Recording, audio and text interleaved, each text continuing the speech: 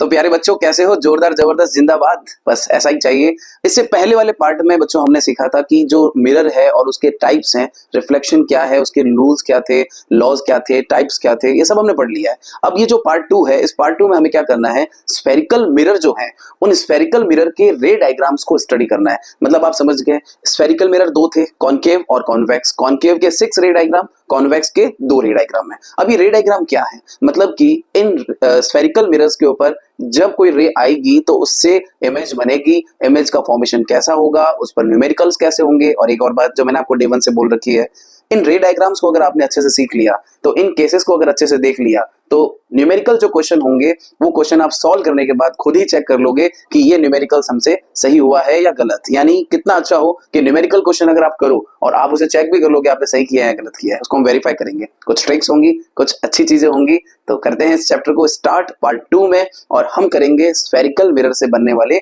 रे डायग्राम की प्रैक्टिस। उससे पहले एक बार मैं आपको बता दूं कि स्फेरिकल मिरर है तो इसके ज्योमेट्रिकल एनालिसिस होंगे, और उनमें भी हमें ऑब्जेक्ट को अलग अलग डिस्टेंस पे, अलग अलग पोजीशन पे रखना होगा। तो उससे क्या बनेगी, इमेजेस भी क्या होंगी, डिफरेंट होंगी, उनकी प्रॉपर्टीज भी डिफरेंट होंगी। तो स्फेरिकल मिरर क्यों बोल रहे थे, क्योंकि इनकी जो रिफ्लेक्टिंग सरफेस है वो कैसी होती है, कर्व्ड होती है। तो हमारा टॉपिक क्या है, स्फेरिकल मिरर, राइट।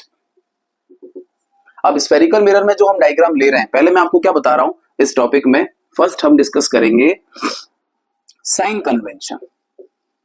बोर्ड के अंदर कई बार ऐसा क्वेश्चन आता है, तो हमें ये पता होना चाहिए कि जो स्फेरिकल मिरर हम पढ़ रहे हैं उस स्फेरिकल मिरर में सबसे पहला, सबसे बढ़िया काम जो होता है वो क्या होता है कि आपको पॉलिश बना देनी है। अगर ये पॉलिश नहीं बनाई तो मार्क्स कट जाएंगे।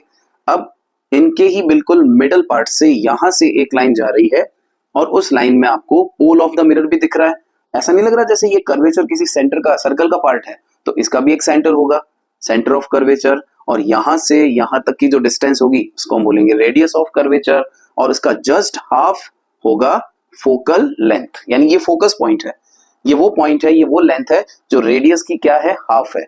अच्छा, pole of the mirror, focal length of the mirror and centre of curvature, इन तीनों से निकल करके जो रे जा रही है उस रे को हम क्या बोल रहे हैं, it is a principal axis, main axis है ये। ओके, अब ये हो गया हमारा एक स्फेरिकल मिरर। क्योंकि देखो स्फेरिकल मिरर के रे डायग्राम पढ़ने हैं तो उसके लिए जितने भी सिंबल्स हैं, किसको क्या बोलते हैं, यू क्या है, वी क्या है, बहुत सारे छोटे छोटे सिंबल्स हैं, उन सिंबल्स को पहले स्टडी कर लिया जाए तो रे डायग्राम इजीली समझ में आ जाते हैं। ठीक है, तो साइन कन्वेंशन की बात कर रहे थे हम। कौन कौन सी चीज आ गई, पोल ऑफ द मिरर आ गया, एफ आ गया, सी आ गया, आर आ गया।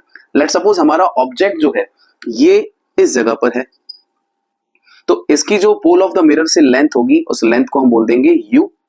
और मान लेते हैं इसकी इमेज यहां बन रही है, छोटी बड़ी जो भी बन रही है, उस इमेज की जो डिस्टेंस होगी, that means distance of image from the pole of the mirror, यहां से यहां तक की जो लेंथ है इस इमेज की, उसको बोलेंगे वी।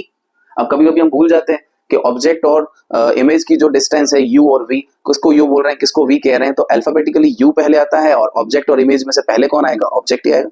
तो ऑब्जेक्ट के लिए हमने क्या बोल दिया, it is you, and image के लिए क्या हो गया, इट इज वी।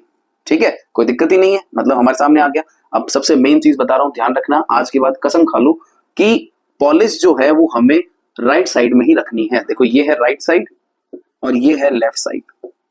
सारी लेंथ लेफ्ट की जो होती है वो माइनस में डिनोट होंगी, और यहां वाली सारी की सारी पॉजिटिव। ठीक है, इजी है। राइट साइड में पॉलिश को रखना है, और राइट साइड में हमेशा कौन सा चलता है, प्लस, और इधर वाला माइनस। इधर की लेंथ माइनस में, उधर की लेंथ प्लस में। ये कंफ्यूजन नहीं करेगा पूरे चैप्टर में, चाहे मिरर हो या लेंस हो, कहीं पे भी आपको कंफ्यूजन नहीं होगी। तो दिमाग में कसम खा लेनी है कि पॉलिश तो यही बनेगी, और पॉलिश बनाना जरूरी है। ये जो पॉलिश नहीं बनी तो आपका मिरर मिरर नहीं होगा। यानी कौन कौन सी टर्म सामने आ गई आपके, देखो आप, सी आ गया, that means centre of curvature, radius of curvature, focal length of the curvature, pole of the mirror, है ना। इस कर्वेचर का ये पार्ट पोल है, और पोल क्या है, इसका मिडिल पार्ट है, जहां पर वो ये वाला पार्ट। देन उसके बाद में distance of an object u, distance of an image v. अच्छा, हाइट ऑफ ऑब्जेक्ट जो है उसको बोलते हैं h, and height of image हो जाएगा एच डैश। यानी ये जो चीजें आप देख रहे हो ये सारे के सारे क्या है, सिंबल्स हैं, which denotes the sign convention of the spherical mirror। अब ये हमारे सामने एक पूरा का पूरा सिस्टम आ गया। भाई किसको क्या बोलते हैं, कॉनकेव हो या कॉन्वेक्स हो। कॉनकेव होगा तो उस तरफ चला जाएगा, दैट मीन्स हमारे पास में ये जो चीज आ गई है इससे हमें कंफ्यूजन नहीं होगा, और दिमाग में एक चीज को सोच लेना, फिक्स कर लेना है कि पॉलिश उस तरफ रहेगी, ये होगा हमारा साइन कन्वेंशन। अब जब स्फेरिकल मिरर जब कुछ बनाता है तो उसके लिए कुछ रूल्स होते हैं। देखो ये रे डायग्राम वाला टॉपिक मैं बार बार कह रहा हूँ, बहुत इंपॉर्टेंट है और इसको अगर ढंग से कर लिया तो आपके न्यूमेरिकल्स भी अच्छे होंगे। इस चैप्टर के 3 मार्क के न्यूमेरिकल जो आते हैं वो इन्हीं पर बेस्ड होते हैं और इनके लिए यहाँ मेहनत कर ली ना एक बार तो लेंस के जो रे डायग्राम होंगे वो इनसे कनेक्टेड है, सेम रिजल्ट होते हैं, लेबलिंग चेंज होती है, देखेंगे कैसे होता है। तो रूल्स अगर हम बात करें तो रूल्स क्या है इसके, मतलब एक स्फेरिकल मिरर जो होता है वो कैसे ऑब्जेक्ट से इमेज बनाता है, तो एक बार उसके बारे में बात करते हैं। ये है एक स्फेरिकल मिरर जिसको हम बोल रहे हैं कॉनकेव, और इस कॉनकेव मिरर के सामने ये हो गया P, ये C और ये F। मैं थोड़ा सा फ्री हैंड काम कर रहा हूँ, आप तो रूलर और कंपास की हेल्प से करोगे तो और भी परफेक्ट और भी अच्छा डायग्राम बनेगा। तो rules for the formation of image by the concave mirror क्या हो सकते हैं।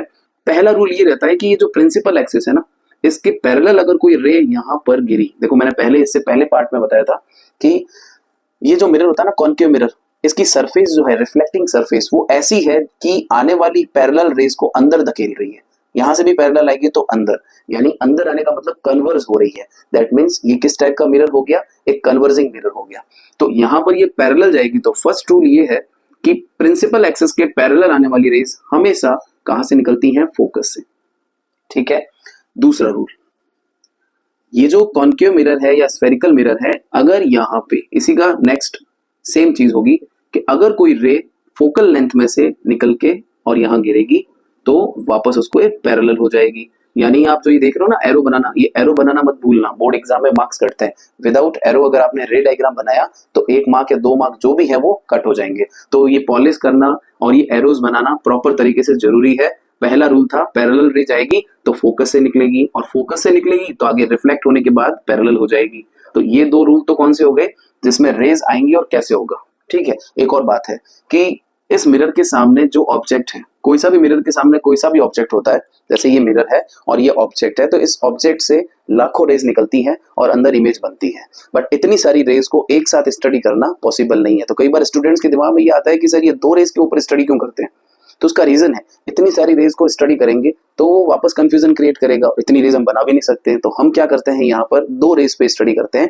पहली जो हमेशा पैरेलल जाएगी, और दूसरी रे के लिए यहाँ पर 3 ऑप्शन होते हैं। पहला ऑप्शन होता है फोकल लेंथ का, और दूसरा ऑप्शन होता है पोल ऑफ द मिरर, तीसरा ऑप्शन होता है सेंटर ऑफ कर्वेचर। रूल ये रहता है कि अगर हमारे पास में ऑब्जेक्ट कहीं पे भी है, मान लेते हैं ये हमारा ऑब्जेक्ट सी से दूर यहाँ पड़ा है, तो उसकी फर्स्ट रे जो है वो निकल गई कहां से, फोकस से। कहां से निकल गई, फोकस। इसको एक बार हम हटा देते हैं। ये रे निकल के फोकस से चली गई और ये रे जो है वो फोकस से निकल के पैरेलल हुई और पैरेलल हुई वापस निकल गई। अब देखो इंटरसेक्शन कहां हो गया इसका, सी और एफ के बीच में। पहली रे को हमने स्टडी किया जो फोकस से निकली, सेकंड रे को फोकल लेंथ से निकाला तो यहाँ इंटरसेक्शन हुआ। एक चीज, अगर मैं इसको पोल ऑफ द मिरर यानी पी पर गिरा देता तो जितने एंगल पर गिरा है उतने ही एंगल से वापस निकलेगी और इंटरसेक्शन का पॉइंट वापस वही रहेगा।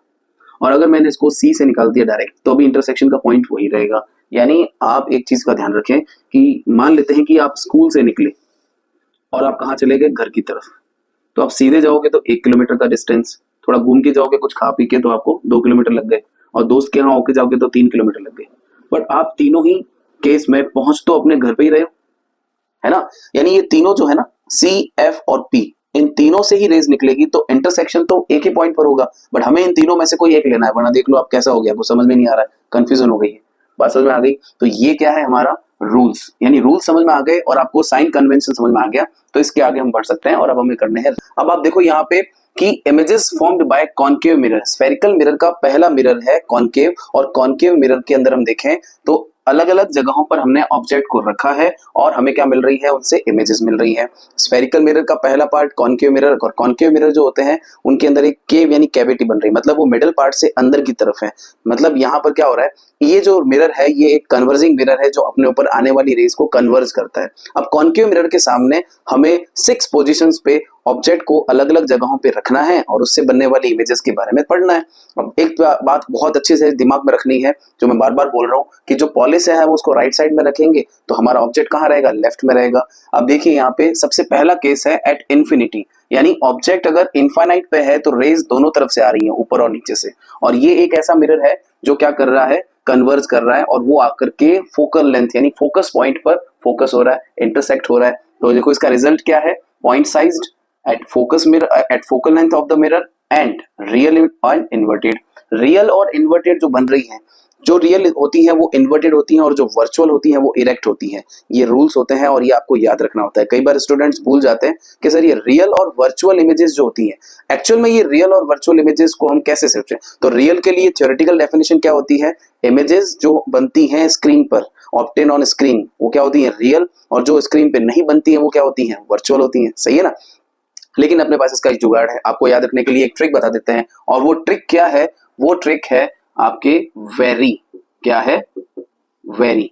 वेरी में VERI, जो वर्चुअल इमेजेस हैं वो इरेक्ट होंगी यानी सीधी, और जो रियल इमेजेस हैं वो क्या होंगी उल्टी। तो वेरी से आप याद रख सकते हैं कौन सी इमेज, कभी भी आप देखो इरेक्ट इमेज बन रही हो तो बता आप उसको कॉन्फिडेंस से कह सकते हो ये वर्चुअल है, और इन्वर्टेड इमेज होगी तो क्या होगी रियल होगी। चलो आगे बढ़ते हैं। तो यहाँ पर ये केस हो गया। अब देखो 4 बातें हमें बतानी थी, ये 4 बातें जो हमें डिस्कस करनी है, वो नहीं जो लोग करेंगे। 4 बातें लोग भी तो करते हैं, हमें कौन सी 4 बात करनी है, कैसा बन रहा है, कहां बन रहा है, रियल है या वर्चुअल, इन्वर्टेड है या इरेक्ट। दूसरा केस है बियॉन्ड सी, यानी सी से दूर। अब देखो इसमें बना के देखते हैं। सी से दूर अगर ऑब्जेक्ट पड़ा है, मान लेते हैं ये ऑब्जेक्ट सी से दूर कहां पर है, यहाँ पे। अब इसकी फर्स्ट रे मैंने कहा ना पैरेलल जाएगी, और पैरेलल रेज हमेशा कहां से निकलती हैं, फोकस से निकलती हैं।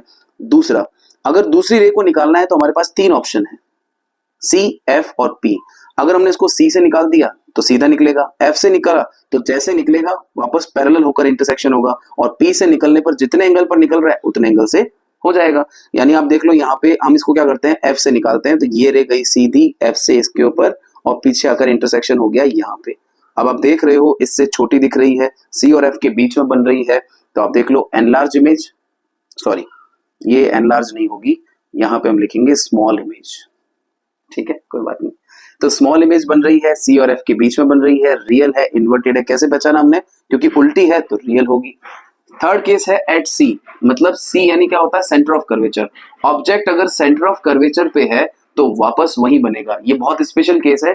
इस केस में आपको जैसा ऑब्जेक्ट की हाइट वैसी ही उसकी इमेज, यानी अगर आपने उसको सी पे रखा है तो सी पे बन रही है, सेम साइज बन रही है, रियल है, इन्वर्टेड है। सब कुछ किससे हो रहा है, रूल्स के थ्रू। यानी यहाँ पर आप देखोगे तो ये रेज जो जा रही हैं हमने उसको रूल्स के अकॉर्डिंग अप्लाई किया, तो हमारा डायग्राम कैसा है जिसमें सेम साइज की इमेज आ गई। अब सी और एफ के बीच में अगर रख दिया हमने, ये देखो सी और एफ के बीच में, तो फर्स्ट रे जाएगी पैरेलल और निकलेगी फोकस से। ठीक है, सेकंड रे जो है वो निकलेगी या तो सी से या एफ से, या फिर हमने उसको किससे निकाल दिया, एफ से निकाल दिया। तो पीछे वापस जब आएगी तो यहाँ इंटरसेक्शन हो गया उसका, राइट। अब देख लो आप, बनने वाली इमेज सी से दूर है, बड़ी है, दैट मीन्स एनलार्ज है, बियॉन्ड सी है, रियल है, इन्वर्टेड है। नेक्स्ट, अगर हमने उसको एफ पे रखा तो एफ वाली रे पहले पैरेलल जाएगी और जाकर के और कहां से निकलेगी, फोकस से निकलेगी। सेकंड केस के लिए हमारे पास में क्या है, एफ से तो हो नहीं सकता, हमने उसको अगर पी पे गिराया तो जितने एंगल पर गिरेगी उतने एंगल पर निकलेगी। बट उसको निकालते ही जब ये यहाँ से जाएगी तो ये एक दूसरे से पैरेलल हो जाएगी। क्या पैरेलल रेज एक दूसरे को इंटरसेक्ट कर सकती हैं, नहीं कर सकती। दैट मीन्स यहाँ पर ये कहीं नहीं मिलेगी, और ना ही इनको पीछे की तरफ मिलाएंगे तो यहाँ मिलेगी। इसका मतलब आपकी इमेज जो है वो बहुत दूर जा रही है, हाईली एनलार्ज, बहुत बड़ी बनेगी। कहाँ बनेगी, इन्फिनिटी पे, रियल, इन्वर्टेड। ये 5 रे डायग्राम हमने कौन से देखे हैं जिसमें रियल और इन्वर्टेड इमेजेस बन रही हैं। अब इसी कॉन्केव मिरर का एक डायग्राम है जो होता है एफ और पी के बीच में, यानी कि 6 नंबर केस। और एक मैं आपको बताऊंगा इन सब के ही कंक्लूजन, मतलब एक ऐसा डायग्राम जिसमें आपको सारे डायग्राम याद रखने का एक ट्रिक बताऊंगा, एक छोटी सी ट्रिक जिससे आपको कभी भी कंफ्यूजन नहीं होगा। अगर आप रफ में बना लोगे तो इजीली आपको सारे के सारे जितने भी 6 पोजीशंस हैं प्रॉपर तरीके से याद रहेगी, ऑब्जेक्ट कहाँ रखा, इमेज कहाँ बनी। तो क्लियर है ये वाली बात। तो अब मैं बना लेता हूँ यहाँ पे 6 नंबर केस और नेक्स्ट उसका कंक्लूजन, इतने सारे डायग्राम का कंक्लूजन। ठीक है, तो भी करते हैं। अब हम बात करते हैं नेक्स्ट 6 नंबर केस, जहां पर हमारा ऑब्जेक्ट एफ और पी के बीच में है। यानी 6th केस जो है वो इन 5 से अलग है। यहां पर आपको रियल और इन्वर्टेड की बजाय वर्चुअल और इरेक्ट इमेज मिलेगी। यानी 6 में से एक ऐसी है जो वर्चुअल है और इरेक्ट है, और ये बिहाइंड द मिरर है, मतलब ये मिरर से इधर भी नहीं है, मिरर से उधर है। तो देखो इसमें कैसे होगा, ये है कॉन्केव मिरर और ये इसकी प्रिंसिपल एक्सिस। ऑब्जेक्ट कहां पड़ा है, पी और एफ के बीच में। फर्स्ट रे जाएगी और कहां से निकलेगी, फोकस से। सेकंड रे को अगर हमने पी पे गिराया तो जितने एंगल से गिरेगी उतने एंगल से वापस निकलेगी। अब ये तो कंफर्म है कि जो रेज ऐसे आ रही हैं वो इंटरसेक्शन यहाँ तो नहीं कर सकी, मतलब ये जो इंटरसेक्शन है यहाँ पर तो नहीं होगा, बट इसको हम पीछे की तरफ मिलाएं तो इनका इंटरसेक्शन कहां पर हो रहा है, यहाँ पे हो रहा है, यानी यहाँ पे बिहाइंड द मिरर। आप खुद देख रहे हो बनने वाली इमेज कैसी है, एनलार्ज, मतलब हम लिख सकते हैं एनलार्ज्ड इमेज फॉर्म्ड। कहां बन रही है, बिहाइंड द मिरर, राइट। और इरेक्ट है, सीधी है, तो कैसी होगी, वर्चुअल होगी। अच्छा, आपको मैंने बताया था ना ट्रिक, वेरी, वेरी से आप याद रख सकते हो वर्चुअल इमेजेस हमेशा सीधी होती हैं, इरेक्ट, एंड रियल इमेजेस हमेशा उल्टी होती हैं, इन्वर्टेड। तो V for virtual, E for erect, R for real, I for inverted. इस ट्रिक से आप भूलोगे नहीं। फिर मैंने कहा एक डायग्राम बनाएंगे इन सबका कंक्लूजन। जैसे ये हमारे कॉन्केव मिरर था और इस कॉन्केव मिरर का ये प्रिंसिपल एक्सिस, ये पोल, ये हो जाएगा इसका सेंटर ऑफ कर्वेचर, ये हो जाएगा फोकल लेंथ। आपको क्या करना है, कुछ नहीं करना, रफ कॉपी के अंदर यानी रफ पेज में पीछे की तरफ आप क्या करो, C से बिल्कुल इनफाइनाइट के हिसाब से देखें तो पहला नंबर, फिर C से दूर दूसरा नंबर, क्योंकि हमने ऑब्जेक्ट को अलग अलग जगहों पे रखा था, तो C पे रखेंगे नंबर 3, C और F के बीच में रखेंगे नंबर 4, 5 नंबर हो जाएगा F पर, और F और P के बीच में हो जाएगा नंबर 6। टोटल 1 to 6 पोजीशंस है ऊपर, और ये सारी किसके लिए है, ऑब्जेक्ट के लिए। जो ऑब्जेक्ट हमने रखा वो हमने ऊपर लिख दिया, फिर इसी को उल्टा करके नीचे वापस लिख देना है। कैसे लिखेंगे उसको, 6 के नीचे यहां से स्टार्ट करोगे आप, 0 1 2 3 4 5 6, नहीं 4 एंड 5। ये जो आप डिजिट्स वापस उल्टा करके आपने लिखी है उसमें आपको क्या दिख रहा है, नंबर 1 पे अगर ऑब्जेक्ट रखा है तो 5 पे बनेगा, 5 का मतलब ये रहा 5, कहां बनेगा, फोकस पे। पॉइंट साइज था, हमने पढ़ा था पॉइंट साइज। नंबर 2 पे अगर ऑब्जेक्ट रखेंगे तो बनेगा कहां पे, 4 पे। 4 कहां है, यहाँ पे, यानी C और F के बीच में, और हमें पता है यहाँ बीच में बन रहा था छोटा सा। 3 पे रखेंगे तो 3 पे ही बनेगा, ये भी हमने पढ़ा था स्पेशल केस। 4 पे रखेंगे तो 2 पे बनेगा, 2 कहां पर है, ये रहा, इधर बनेगा, और एनलार्ज भी था। अच्छा, 5 पे रखेंगे तो 1 पे बनेगा, 1 क्या है, इनफाइनाइट, देख लो हमने इसको 5 पे रखा था तो वो कहीं पे इंटरसेक्ट नहीं कर रही थी तो इनफाइनाइट चला गया। और 6 पे रखेंगे तो 0, यानी यहाँ पे तो कोई इमेज बनेगी ही नहीं। इमेज कहाँ बन रही है, देख लो आप, ये रहा केस 6 नंबर, यानी इधर कोई इमेज ही नहीं, उसकी इमेज उस तरफ है। तो ये क्या है, एक कंक्लूजन डायग्राम है। और नीचे वाले नंबर्स किसके लिए लिखे हैं हमने, इमेज के लिए, ऊपर वाले किसके हैं, ऑब्जेक्ट के लिए। तो it is a conclusion diagram, यानी ये एक तरीके से क्या है, कंक्लूजन है जो आप याद रखने के लिए यूज कर सकते हो। ये कोई ऑथेंटिक डायग्राम और रे डायग्राम नहीं है, सिर्फ एक ट्रिक है। तो स्फेरिकल मिरर के कॉन्केव मिरर से 6 रे डायग्राम हमने स्टडी किए, और उनमें 4 ऑब्जर्वेशन आपको बताने होते हैं, कैसा बन रहा है, कहाँ बन रहा है, रियल है या इन्वर्टेड है, वर्चुअल है या इरेक्ट है, राइट। अच्छे से समझ में आ गए। अब 2 रे डायग्राम कौन से बच रहे हैं, कॉन्वेक्स मिरर के। कॉन्वेक्स मिरर 2 रे डायग्राम बनाएगा, एक बनाएगा इनफाइनाइट से और एक बनाएगा कोई भी नोन डिस्टेंस से, तो इजीली वो भी कवर हो जाएंगे। फटाफट उसको भी देख लेते हैं, है ना। देखो, images formed by convex mirror. Convex mirror की बात की जाए तो कॉन्वेक्स मिरर जो है वो कैसे होते हैं, जो मिडल पार्ट से तो होंगे बाहर, that means outward from the middle part, और एजेस से क्या होंगे, अंदर। यानी एक ऐसा सरफेस होगा जो आने वाली रेस को अपने ऊपर गिरते ही डाइवर्स कर देगा, यानी उनको कन्वर्ज ना करके डाइवर्स, तो इसको बोलते हैं डाइवर्जिंग मिरर। इसके 2 ही रे डायग्राम है, ज्यादा मशक्कत नहीं, यहाँ पर आपको और आराम से समझ में आएगा। कॉन्वेक्स मिरर का पहला केस होता है एट इंफिनिटी, यानी ये है कॉन्वेक्स मिरर। देखो पॉलिश तो हमें कहाँ रखनी है, अभी भी कहाँ रखनी है, राइट साइड में, और ये हो जाएगी इसकी प्रिंसिपल एक्सिस। यहाँ पे इसका कर्व इधर है तो centre of curvature, then focal.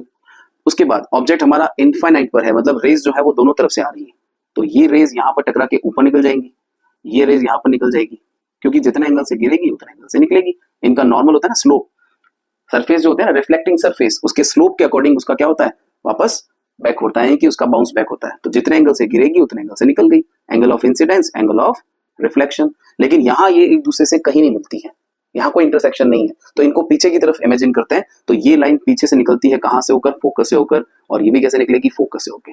यानी आपको फिर से फोकस के ऊपर पॉइंट साइज इमेज मिल रही है, और ये पॉइंट साइज इमेज जो मिल रही है, इसके लिए हम इस लिखेंगे इमेज का नेचर किस टाइप का होगा, तो एक तो क्या होगी, पॉइंट साइज। अच्छा, कहां पर बन रही है, फोकस पे बन रही है। अच्छा, और कैसा है, तो हम कह सकते हैं कि सर ये तो इस तरफ है, मतलब ये वर्चुअल है। और वर्चुअल है तो इरेक्ट भी है। अब देखो किसी डॉट को देख के तो हम बता नहीं सकते कि वो वर्चुअल है या इरेक्ट है या सीधा है। जैसे हमारे पास में हाथ में कोई राई का टुकड़ा है, उस राई के टुकड़े को देख के बता सकते हैं कि राई का टुकड़ा सीधा पड़ा है या उल्टा है, वो तो इतना सा है डॉट जैसा, उसको हम थोड़ा देख के बता सकते हैं, बट फिर भी हम इसको इरेक्ट लिख रहे हैं। कुछ बच्चों को कंफ्यूजन रहती है वर्चुअल और इरेक्ट में, तो एक और मेरे पास ट्रिक है याद रखने की। देखो ये है मिरर, और मिरर का काम होता है, जैसे ये मिरर है, मिरर का काम होता है आने वाली रेस को टकराने के बाद वापस उसी मीडियम में भेजना, यानी ऑब्जेक्ट इधर है तो वापस इमेज भी इधर होनी चाहिए। लेकिन ऐसे केस में आप क्या देखते हो कि ऑब्जेक्ट तो उस तरफ है, रेज वहां से आ रही है, बट इमेज कहां बन रही है, यहाँ पे। मतलब जिसका जैसा काम है वो वैसा कर रहा है, दैट मीन्स वो रियल है, और ऐसा नहीं कर रहा है तो वो वर्चुअल है।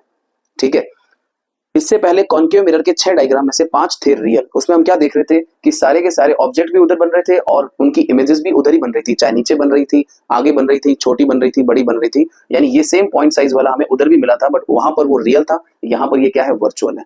क्योंकि मिरर के इधर अगर कोई चीज बन रही है तो वो वर्चुअल ही है। आप सुबह सुबह तैयार होकर जब प्लेन मिरर में खुद को देखते हो तो आप खुद को देख के राजी होते हैं, अरे वाह क्या जोरदार लग रहा हूँ, एकदम स्मार्ट लग रहा हूँ, है ना। आधा घंटा उसके पीछे बाल ऐसे करते रहे, तो वो जो आप खुद को देख रहे हो ना अंदर, वो पूरी वर्चुअल इमेज है, वो इरेक्ट इमेज है। उसमें आपका लेटरल इन्वर्जन भी होता है, जो हमने पहले वाले प्रीवियस वीडियो में भी क्लियर किया था। ठीक है, तो अब यहाँ पर देखो, आप पहला केस क्या था, ऑब्जेक्ट इनफाइनाइट पर है तो रेस दोनों तरफ से आ रही है, और हमारा फोकस पर क्या हो रहा है, पॉइंट साइज इमेज बन रहा है। दूसरा केस होगा इसका, जिसमें हम क्या करेंगे, नोन डिस्टेंस पर, यानी इसको हम क्या लिखेंगे, एट नोन डिस्टेंस।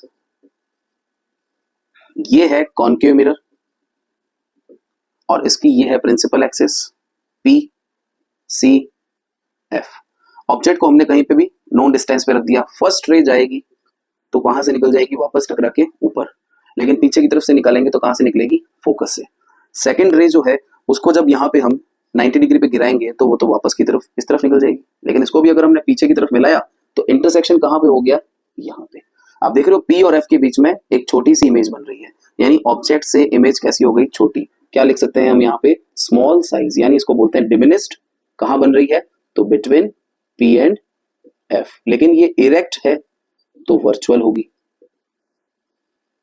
इस तरीके से 2 रे डायग्राम हमें समझ में आ गए, किसके, कॉन्वेक्स मिरर के। अब जब ये रे डायग्राम आप कर लेते हो तो आपको पता चल गया कि इन सब के अंदर C F v R h h dash u v इतने सारे छोटे छोटे सिंबल्स हैं जिनका न्यूमेरिकल में भी यूज होगा, और ऐसे भी हमें पता होना चाहिए यू और वी के बारे में। तो ये डायग्राम और इससे पहले के 6 डायग्राम आपको समझ में आ चुके हैं। अब इनसे कनेक्टेड कुछ बातें, आपने मिरर को लेकर के जब इतनी सारी बातें पढ़ी हैं तो मिरर का फॉर्मूला भी होता है, इसको बोलते हैं मिरर फॉर्मूला, एम से डिनोट करते हैं। और ये मिरर नहीं, एम से नहीं, इसको करेंगे अपन 1/f। फॉर्मूला होता है 1/f is equals to 1/v plus 1/u। It is a mirror formula. अब हम चाहें तो इससे 2 फॉर्मूले और बना सकते हैं। अगर हमें v निकालना है तो हम लिखेंगे 1/v is equals to 1/f minus 1/u, और अगर हमें u निकालना है तो 1/u is equals to 1/f minus 1/v। ये अलग हो गया, ये अलग हो गया। एक से हमने 2 फॉर्मूले डिराइव कर दिए। इसके बाद आपके इस मिरर ने कितना मैग्निफिकेशन किया, ऑब्जेक्ट कितने हाइट का था और कितनी हाइट की इमेज बन गई, उसको डिनोट करते हैं m से, और m का फॉर्मूला होता है height of image upon height of an object. ये मेन फॉर्मूला हो गया। एक फॉर्मूला और होता है m is equals to minus v upon u। That means आपको समझ में आ जाना चाहिए कि जो मैग्निफिकेशन है which is equal to 1, then image will be same size. अगर m की वैल्यू 1 से भी कम है तो वो क्या हो जाएगी, स्मॉल साइज। और अगर उस m की वैल्यू 1 से ज्यादा है तो उसको बोलेंगे एनलार्ज। अब तुम सोच रहे होंगे सर ये 1 से ज्यादा कम क्या है, तो मान लेते हैं कि मैग्निफिकेशन आया 1.5, देन 1.5 इज ग्रेटर देन 1, तो हम कह देंगे कि इमेज जो है वो बड़ी है। अगर क्वेश्चन में आंसर निकला मैग्निफिकेशन 0.75, इसका मतलब ये 1 से कम है, तो हम कह सकते हैं कि मैग्निफिकेशन अगर 0.75 है, 1 से कम है, तो इमेज कैसी बन रही है, स्मॉल बन रही है। तो मैग्निफिकेशन की कॉन्सेप्ट है, ये आपसे पूछे जाते हैं, आपको पता होने चाहिए। और फिर बात करते हैं लास्ट, इसका रिफ्लेक्शन के हिसाब से लास्ट टॉपिक होता है uses of concave and convex mirror. तो देखो बच्चों, सिंपल सी बात है, रे डायग्राम से ही पता चलेगा। कॉन्केव जो क्या है, डाइवर्जिंग है या कन्वर्जिंग है। कॉन्केव है कन्वर्जिंग मिरर, और कन्वर्जिंग मिरर के यूजेस में अगर आप देखोगे तो टॉर्च में, कार यानी मोटर व्हीकल की हेडलाइट में। ऐसा क्यों होता है, उनमें क्या होता है कि कॉन्केव के फोकस पर अगर कोई ऑब्जेक्ट है तो वो ऑब्जेक्ट क्या करेगा, उसकी इमेज बनाएगा इनफाइनाइट पे। तो हेडलाइट जो होती है वहां पे भी बल्ब को क्या करते हैं, उसी कॉन्केव के फोकस पर सेट करते हैं, तो उससे निकलने वाली जो लाइट है वो इनफाइनाइट तक यानी बहुत दूर तक जाती है, तो एक्सीडेंट होने के चांसेस कम होते हैं।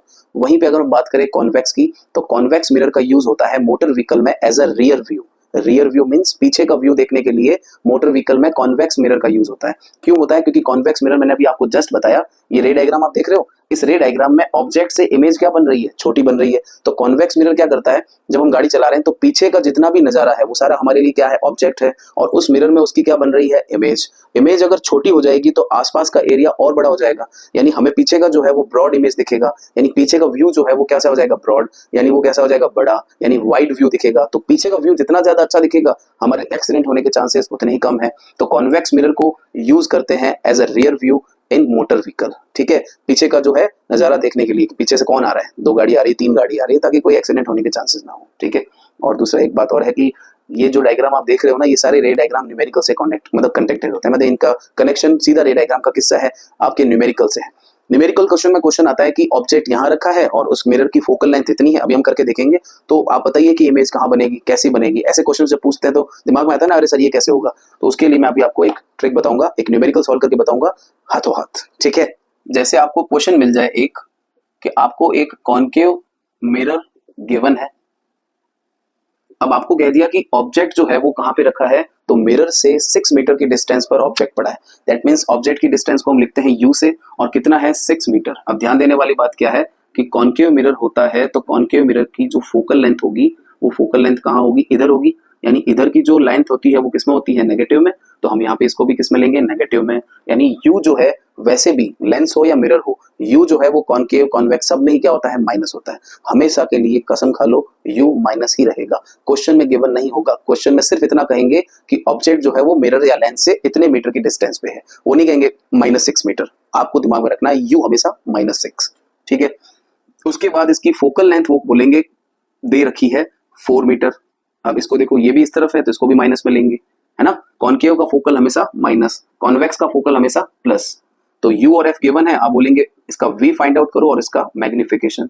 तो सीधी सी बात है, आपको क्वेश्चन देखते ही केस याद आ जाना चाहिए। कैसा केस, जो रे डायग्राम में पढ़े थे। अगर कॉन्केव मिरर का फोकल 4 है तो उसका सेंटर ऑफ कर्वेचर डबल होगा, यानी 4 से डबल कितना हुआ, 8, और ऑब्जेक्ट हमारा कहां पड़ा है, 6 पर, यानी ऑब्जेक्ट 4 और 8 के बीच में है। दैट मींस ये कौन सा केस हुआ, C और F के बीच में। और जब हमने C और F के बीच में ऑब्जेक्ट रखा था तो उसकी इमेज कहां बनी थी, C से दूर, यानी बियॉन्ड C। वो केस अगर याद है तो आपको दिमाग में रहेगा। अब हमारे पास फॉर्मूला क्या है, 1/f is equals to 1/v plus 1/u। अब हमें v निकालना है तो हम ये वाला फॉर्मूला अप्लाई करेंगे, तो 1/v is equals to 1/f minus 1/u। 1/v is equals to f की वैल्यू कितनी है, -4, माइनस u की वैल्यू कितनी है, -6। अब माइनस हट जाएगा और प्लस हो जाएगा, माइनस से माइनस प्लस। एलसीएम लेंगे, और एलसीएम लेने पर कितना आ गया इसका एलसीएम, 6 और 4 का एलसीएम निकालो, कितना आता है। अगर हम 6 और 4 का एलसीएम निकालते हैं तो कितना आता है, सॉल्व करके मुझे जल्दी से बताओ, कमेंट करके बताओ इसके अंदर। 12, और 4 का इसमें कितना हुआ, 3 टाइम, यानी कि -3, और इसका हो गया 2 टाइम, -1/12। तो 1/v की वैल्यू आई है -1/12, तो v is equals to -12 metre. हमने इसको भी रिवर्स कर दिया, रेसिप्रोकल कर दिया, तो इसको भी करेंगे। तो v की वैल्यू -12 आ गई। मतलब आप खुद चेक कर लो कि अगर आपका ऑब्जेक्ट C और F के बीच में है तो फर्स्ट रे जाएगी और फोकस से और सेकंड से। तो आप खुद देख लो इसका रिजल्ट क्या है, एनलार्ज और बियॉन्ड C। C जिसका 8 है, 8 से ज्यादा आना चाहिए, और हमारा आंसर 8 से ज्यादा आ रहा है, तो हमने इसको वेरीफाई करके चेक भी कर लिया। अच्छा, आपसे पूछा जा रहा है फोकस का मैग्निफिकेशन, तो फॉर्मूला होता है -v/u। v की वैल्यू आ गई -12 और u कितना था, -6। -6 से माइनस कैंसिल, एंड 6 से 12 2 टाइम, तो m इज इक्वल्स टू, इसका माइनस तो पड़ा ही है, और ये आ गया 2।